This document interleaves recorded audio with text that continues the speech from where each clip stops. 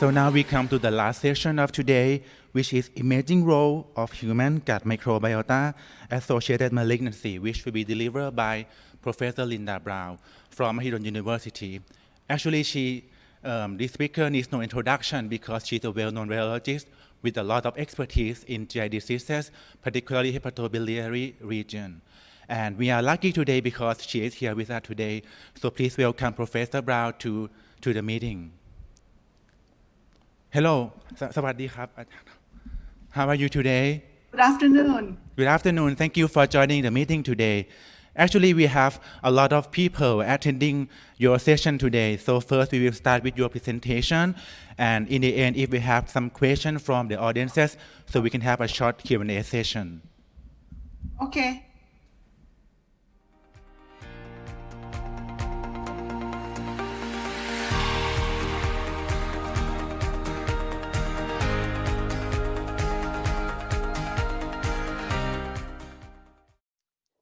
Hello, my name is Dr. Linda Brown. I am a radiologist working at Ramathipati Hospital, Bangkok, Thailand. It is my great pleasure to participate in ASEAN Gastro 2021. My topic of lecture today is imaging role of human gut microbiota-associated malignancies. Here is the outline of my talk. I will start with brief introduction and go on to role of imaging, and I will spend most of my time talking about GI malignancy associated with gut dysbiosis, and a few words about restoration of healthy gut, and then conclusions.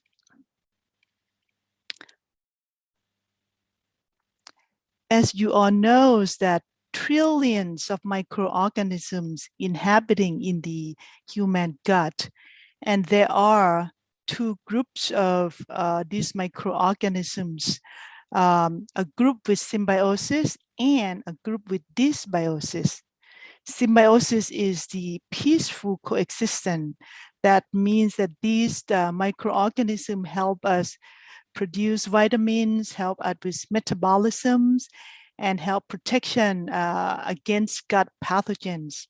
On the other hand, dysbiosis or harmful coexistence, this microorganism predisposes to various diseases, including malignancies. This is a nice diagram from radiographic. This is show the a diagram of healthy microbiota. You can see here that organisms in the species of Firmicutes and Bacteroidetes, these are good microorganisms. And these microorganisms are like a virtual organs. It helps us enhancing immune functions, help us with metabolic functions, and help to maintain integrity of the gut barrier, which in turn resulting in a symbiotic relationship between this microorganism and our human body, which leading to our good health. In contrast to gut dysbiosis with a harmful coexistence, when some kind of situation happening, resulting in decrease in normal gut microorganisms and increasing of these abnormal gut microbiota, such as Helicobacter pylori, Epstein-Barr virus, Strep bovis, E. coli, Clostridium, Mycoplasma, and human papillomavirus. These organisms, through the multiple chemical mediators, it could activate the tumor pathway. It could cause chronic inflammation of intestinal epithelium, and it could directly damage the DNA. All of this resulting in destruction or abnormal of the GI epithelium, which causing many diseases, including a GI malignancy that will be the topic of our main discussion today. Let's look at a role of imaging in these GI malignancies. There are three roles. One is diagnosis and staging. Second is assessing response to treatment. And the third is surveillance for tumor recurrence. And there are several imaging modalities available these days. And here I separate them into groups: conventional and modern or advanced modalities. Transabdominal ultrasound is considered conventional. Endoscopic ultrasound and contrast enhanced ultrasound are modern or advanced. Fluoroscopy is considered conventional. We barely use it at present time, but some institutions still have it. CT, if it's a single energy, this is conventional modality. But if it's dual energy or a spectral energy, this is modern modality. PET is conventional, but if it's a combined PET CT or PET MR, this is modern. MRI with conventional contrast is conventional, but MRI with hepatocyte specific contrast is considered modern. So the choice of imaging modality depends on clinical scenario, depends on expertise of radiologists, and also depends on availability. However, there are some strengths and benefits of some of these imaging modality. For example, endoscopic ultrasound is good for early T stages like T1 and T2. CT is good for high T stages, T3, T4. It's also good for evaluation of metastases. And it is a bread and butter technique for follow-up after treatment. PET CT is good for metastases. MRI is good for local staging of rectal and anal cancer, and also good for evaluation of liver metastases. Now let's move on to the main discussion today: GI malignancy associated with gut dysbiosis. There are 5 cancers of the GI tract that prove to be associated with the abnormal gut microbiota or gut dysbiosis. These include esophageal adenocarcinoma, gastric adenocarcinoma, gastric malt lymphoma, colorectal adenocarcinoma, and anal canal carcinoma. We'll go over this one by one. Let's start first with esophageal adenocarcinoma. Most of the esophageal cancer are esophageal squamous cell carcinoma. Esophageal adenocarcinoma usually associated with gastroesophageal reflux. When there is reflux off and on, it leads to chronic inflammation of the distal esophagus. And this chronic inflammation will change the normal gut flora within the esophagus from gram-positive bacteria to gram-negative organisms. And these organisms would induce production of cytokines, inflammatory cytokines, as well as tumor necrosis factor that eventually could develop into esophageal adenocarcinoma. Probiotics help to increase the residence of good microorganisms, which may serve to prevent esophageal adenocarcinoma. This is the imaging finding of Barrett esophagus. Barrett esophagus is a pre-malignant lesion for esophageal adenocarcinoma. If you perform a good double contrast study of the esophagogram, you may see this fine reticular mucosal pattern, which is characteristic for Barrett esophagus. So we could be able to identify it. However, this sign is not sensitive and it's not specific enough to be used for screening. However, if we can identify Barrett's esophagus, that is a pre-malignant lesion.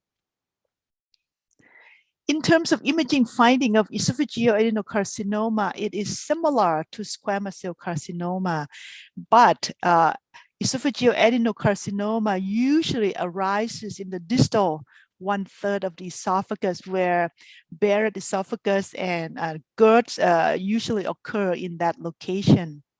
Also, liver and brain metastases are more common than lung metastases in esophageal adenocarcinoma. Let me show you the example of esophageal adenocarcinoma. This is a 66-year-old gentleman with history of GE reflux. This time he presented with dysphagia and weight loss. EGD was performed first, and endoscopy showed a large ulcerative mass here at EG junction. Biopsy was performed, and it's proved to be invasive adenocarcinoma. CT was requested for staging, and here you can see there is a relatively large mass involving distal esophagus, GE junction, as well as extend to involve the cardia of the stomach right here. And the mass seemed to extend to the serosa and adventitia of the esophagus.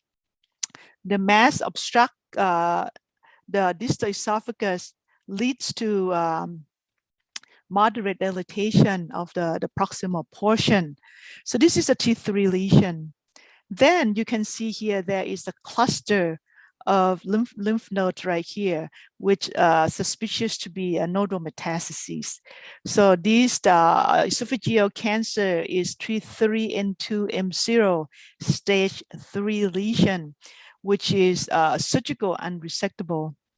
So combined chemoradiation treatment is a treatment of choice at this time. After completion of chemoradiation, EGD was performed again, and you can see here that the lesion is markedly decreased in size, so there is response to treatment. At this point, a surgery was performed, and distal esophagectomy and gastrectomy was performed, and pathology showed adenocarcinoma moderately differentiated PT3 and 3 lesions. Unfortunately, the margin is not clear. There is a positive margin around the lesser and greater omentum. So, it is not a R0 resection.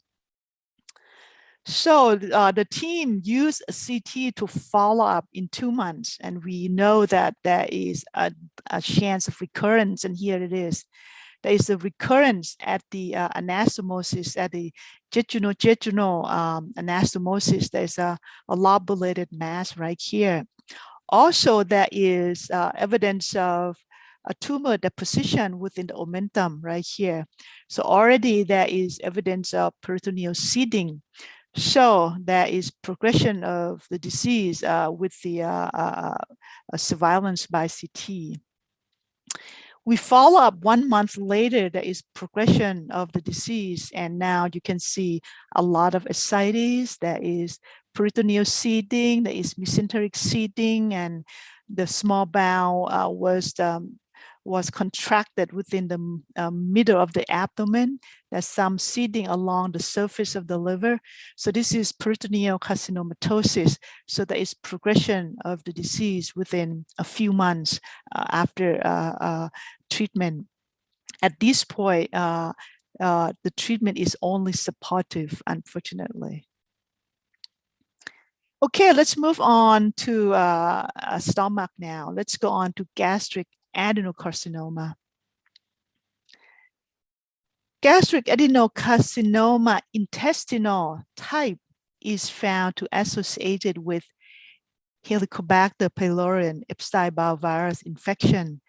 And these two organisms could activate multiple chemical mediators, which result in a gastric cancer, gastric adenocarcinoma. Probiotics has been shown to help preventing H. pylori associated gastric cancer.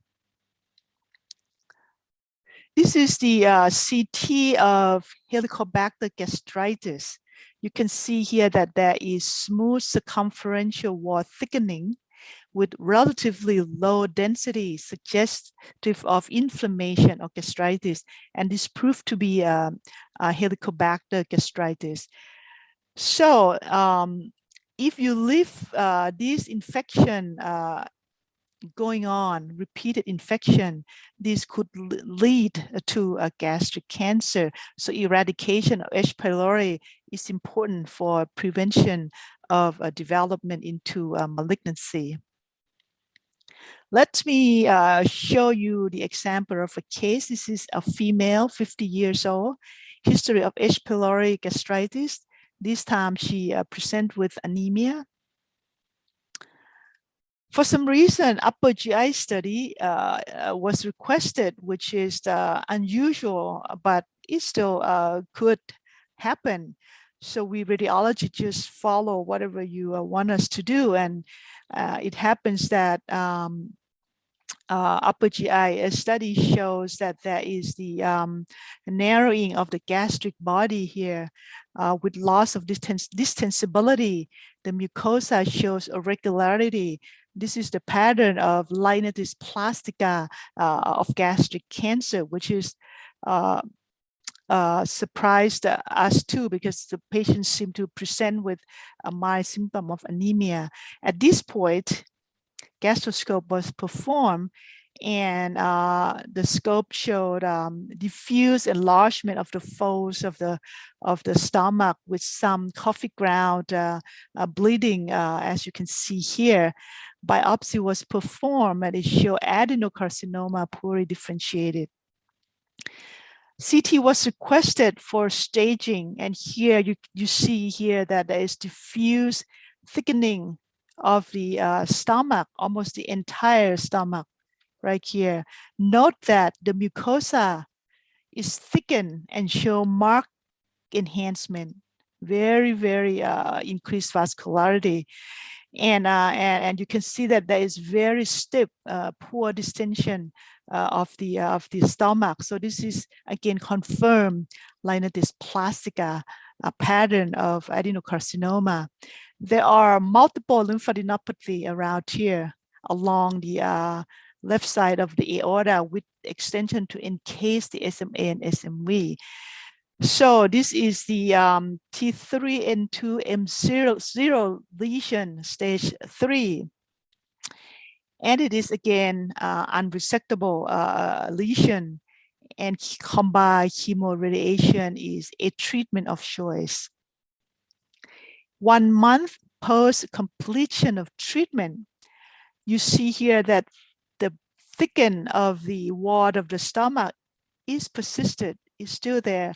However, the mucosa, you can see here, the mucosa shows decrease in thickness and also decrease in enhancement.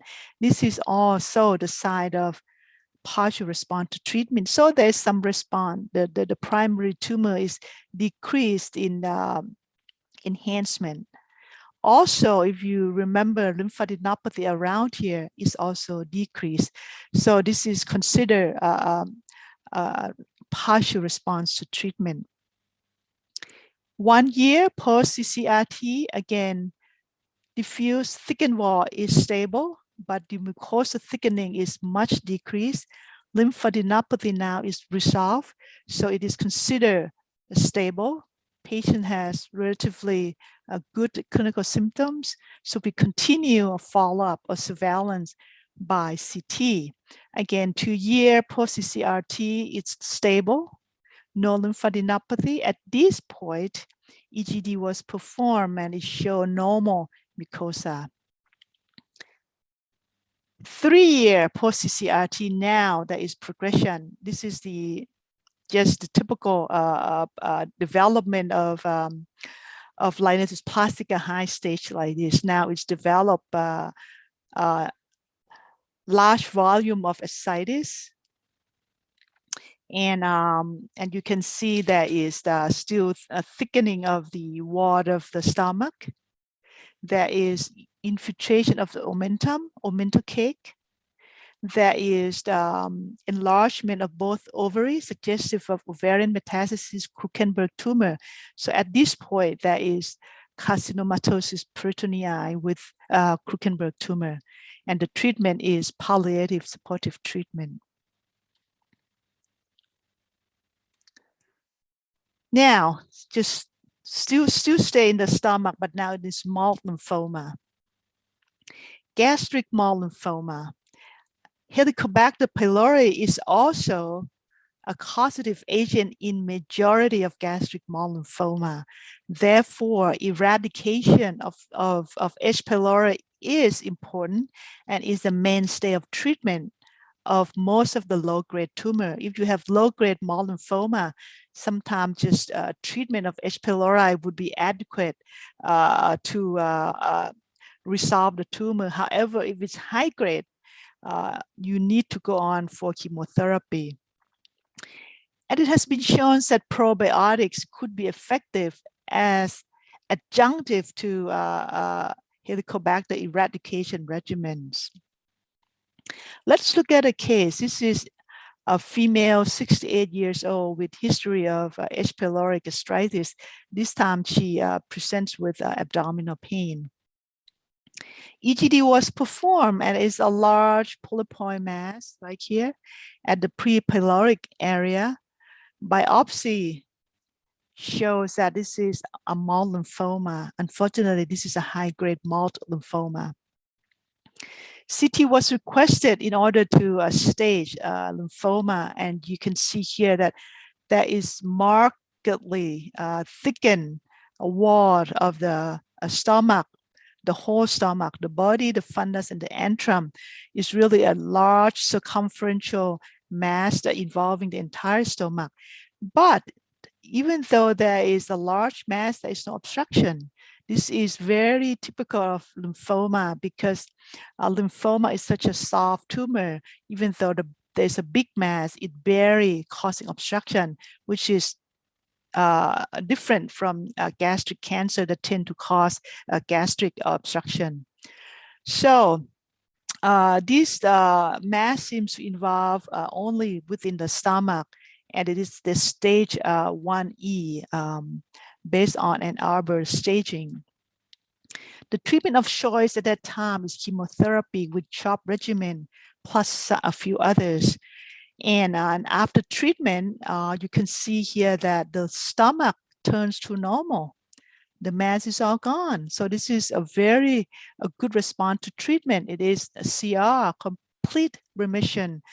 MALT lymphoma has such a good prognosis compared to gastric adenocarcinoma. So with the right treatment, it could turn remission very well. And we follow up this patient, and it's still CR, and we will continue a follow up by CT.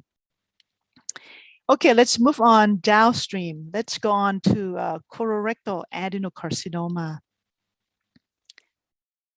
Colorectal adenocarcinoma incidence is increased in young patients less than 50 years of age recently. And the reason is that we believe that maybe because these young people has early exposure to carcinogenesis, including gut dysbiosis. And there are multiple microorganisms that link to pathogenesis of colorectal cancer, such as Helicobacter, E. coli, Mycoplasma, and Clostridium, as well as Strep bovis. Probiotics can enhance production of reactive oxygen, which can improve the potency of chemotherapy drugs such as oxaliplatin, which is the major drug in the regimen for colorectal cancer. Let's look at an example of a case. This is a young female, only 49. She presents with rectal mass, and surgeon could palpate it and could biopsy it, and it show moderately differentiated adenocarcinoma. At this point, they request endoscopic ultrasound, which is a good choice to look at primary tumor of the rectum. And here you can see that the tumor is relatively prominent, about 3-4 centimeters. and is involved the muscularis propria. This is the muscularis, the layer of muscularis propria. So the tumor involved the muscularis propria. So it is a T3 lesions. However, for rectal cancer, it is important to evaluate mesorectal fascia and to evaluate sphincters, anal sphincter, if there is invasions or not, because it is important for surgeons to determine if they can operate or not. And EUS cannot visualize mesorectal fascia or anal sphincters very well. So we need to go on for another imaging modality, and MRI is the best tool to evaluate rectal cancer. And you can see here that there is a about 4.5 centimeter annular mass involve the lower rectum. This is sphincter, this is anal sphincter right here. So this mass, if you look at axial view, extend to involve internal anal sphincter right here with extension into intersphincteric fat. So this is the stage 3 lesion, which is locally unresectable. Therefore, CCRT is the treatment of choice, combined chemoradiation. So 6-week post-chemoradiation, MRIs again was chosen for the tools for assessment response to treatment. Now you can see that the tumor is resolved. This is the axial view. You can see that this is the normal internal anal sphincter.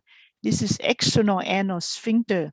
The tumor is gone. The coronal view here, this is also internal, external anal sphincter, and the tumor is resolved compared with the pre-treatment. So this is considered complete radiologic response.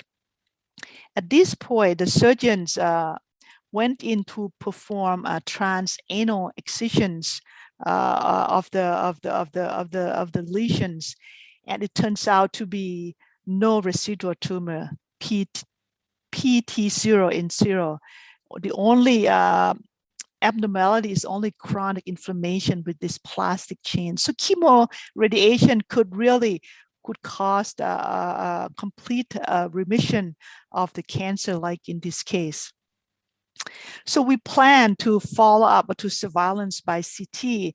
Currently, there is still no recurrent, but we have to keep a follow-up, because even though it is showed R0 resection with no residual tumor, it's not necessary that there will be no recurrent in the future. And this is the last cancer that I will discuss today, anal cancer. More than 90% of anal squamous cell carcinoma are linked to inflammation caused by human papilloma virus. Therefore, use of the HPV vaccine would reduce the rates of HPV-associated anal cancer and should recommend in high-risk patients such as HIV patients, patients with anal intercourse, or patients with chronic anal fistula should have the vaccine. The role of probiotics in prevention of anal cancer associated with HPV infection is being evaluated, and there are a few case reports that show promising results. Let's look at the example of a case. This is a 53-year-old homosexual man presenting with anal mass.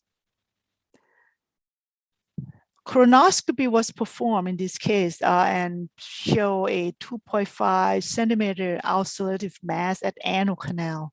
Biopsy showed that this is a squamous cell carcinoma. CT scan was requested for staging. You can see that CT is really the bread and butter of oncologic imaging. And there is kind of bulging of the anal canal here.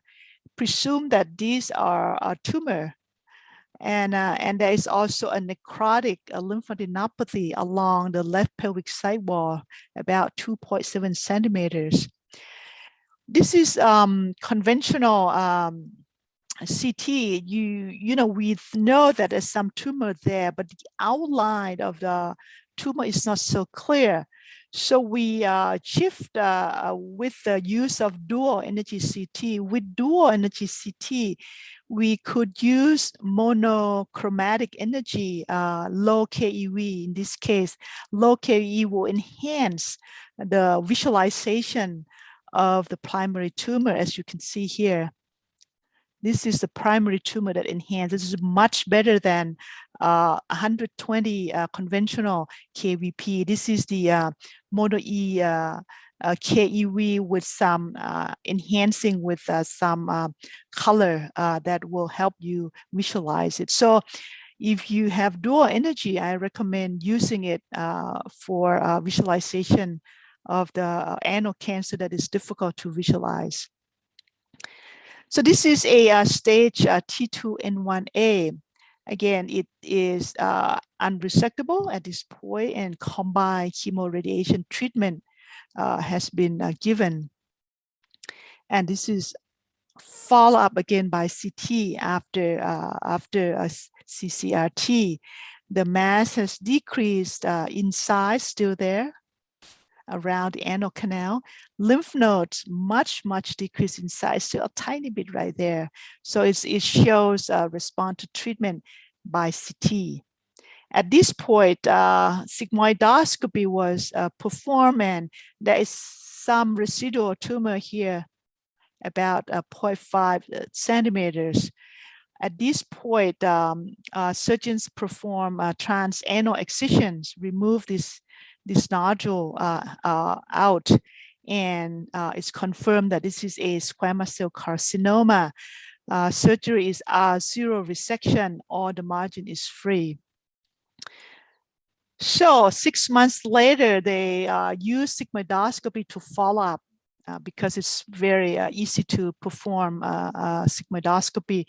And now there is about 2.5 or 2 centimeters nodules that at the surgical bed. It has some like lobulated surface.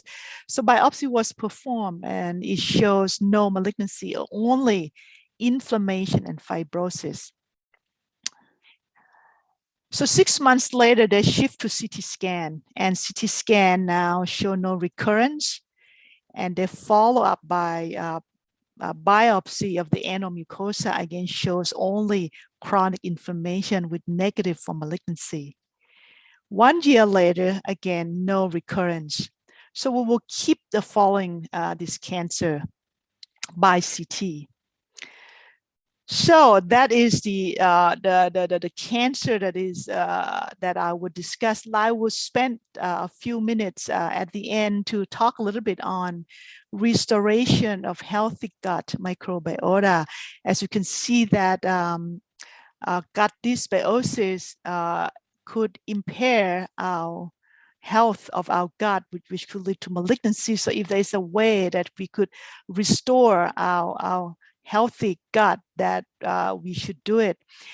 And at this conference, you probably heard a lot already. I would just talk about 1 or 2 slides here that probiotics has evidence that it could help restore the good microbiota within GI tract. And introduction of probiotics into patients' diet, this kind, this is example of probiotics diet. It could allow the good bacteria, the good microorganisms such as lactobacilli to increase in the GI tract and to offset the negative effect of the damage that caused by the microorganisms that hurt us. Moreover, probiotics could facilitate release of mucus that reinforce the mucus layer of gut epithelium. And probiotics are able to stop separation of tight junction, so reinforce the seal between epithelial cell, helps increase the strength of the gut barrier. So there are some positive evidence that probiotics, like yogurts, like tempeh, kombucha, things like that, could help promote out virtual organs of healthy microorganisms. One slide about FMT, fecal microbiota transplantation, which has been discussed a lot in this conference also. This is an emerging technique for restoration of protective gut microbial barrier. FMT can be used as an adjunct with anti-cancer treatment, as well as for treatment of radiation enteritis, help promoting good organisms within the gut. Utilization of FMT for treatment of GI malignancy is still in the beginning phases, and there are research going on. However, the current results are promising, such probably has been discussed in this conference. In conclusions, the gut microbiota plays a critical role for overall well-being of a person. Gut dysbiosis with abnormal microorganism plays an important role in the pathogenesis of several GI malignancies. Imaging plays an important role in diagnosis and management of this malignancy. And prebiotics, probiotics, and FMT is an ongoing area of research for prevention and treatment of these GI malignancies. And this is the end of my talk. I thank you all very much, and hope you enjoy some of my discussion. Thank you very much.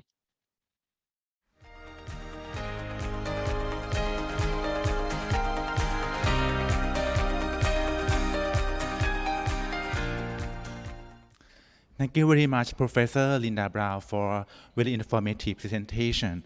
All the cases are very interesting. We have some questions from the audiences. The first question is, by what evidence that we have showing that probiotics can prevent GI cancer, or it is just a postulation?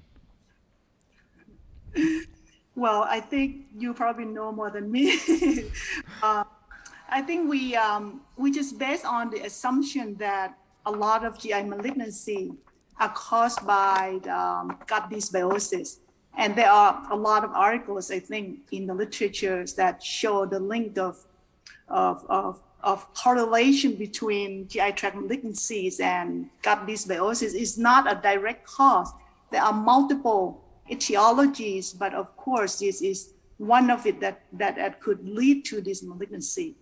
And I think the literature is there, so I wouldn't go into details. But for us radiologists, we kind of the end of the process that we, once you have this problem, we try to help you guys with how to diagnose it and how to stage and how to manage it. And in the future, if there is more evidence, we might move on to go on for early diagnosis or screening, things like that.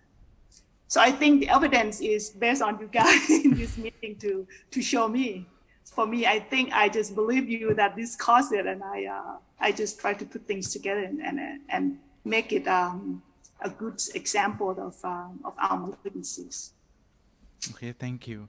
So the next question, for GI tract cancer screening, do you recommend CT scan or MRI or PET scan? The choice of imaging, you cannot choose as a general choice. It depends on, like I mentioned, that it depends on the disease, it depends on clinical scenario, depends on expertise. And if you have, say, rectal cancer, it's probably good that you will use MRI. You know, if you have adenocarcinoma, you probably diagnosed by gastroscopy and sent to us for staging. And staging, if it's T3, T4, look for metastasis, you probably go for CT. So the choice of imaging, it depends on each case scenario. We cannot pinpoint, but I can say that CT scan is the most used. As I mentioned, is the bread and butter of oncology because it's fast and it's cover a lot of diseases. Yeah, And how about PET scan? Do you have any recommendation? PET scan, it's good for metastases. Like, for example, like if you see primary tumor and you see lymph node, and we often say that we cannot discriminate between reactive node and metastatic node if the node is not large enough. So PET scan would come into providing information, because if the node shows strong uptake of the FDG PET, it means there's a lot of metabolism. Also, if metastasis is impact on your management and CT or MRI does not cover very well, then you go for PET. So PET seems to have the role of evaluation of metastases prior to treatment. Okay, thank you. And the last question, in patients with renal impairment, which imaging study is safe and effective?